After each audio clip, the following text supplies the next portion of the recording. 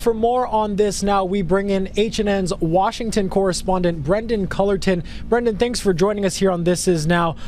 Following up on this Black Hawk helicopter crash, what else is the Pentagon saying?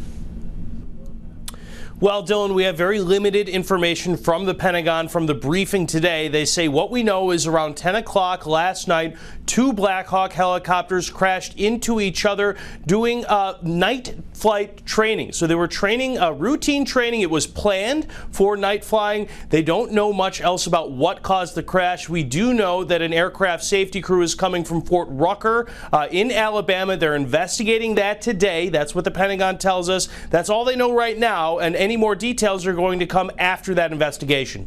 Got it. A lot to keep an eye on there. Let's move now to another train derailment, this time in Minnesota. Now, in Washington, lawmakers are focusing on rail safety. What can you tell us about that? Well, that train derailment in Minnesota was, again, very dangerous. This train was carrying ethanol. It actually caught on fire, and it forced an evacuation. As far as what's happening in D.C. today, Ohio Representative Bill Johnson put forth the Rail Safety Act with other representatives from Ohio. It would do a few things like increasing inspections. It would ask the Federal Rail Administration to kind of rework the standards, things like train speed, track safety, the amount of cars, track length.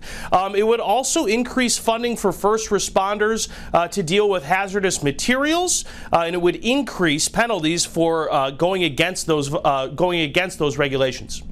Got it. And of course, the people in Mississippi, they are still reeling from the devastating tornadoes there. We do know that President Biden is heading there tomorrow to assess the damage. What kind of federal assistance is the state expecting?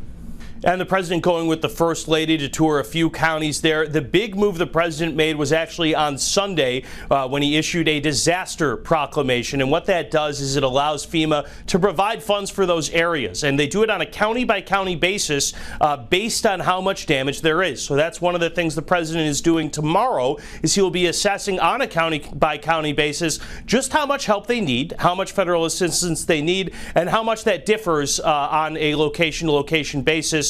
Different areas will get different amounts of help from the federal government. HNN's Washington correspondent Brendan Cullerton. Brendan, thank you so much for joining us here on This Is Now.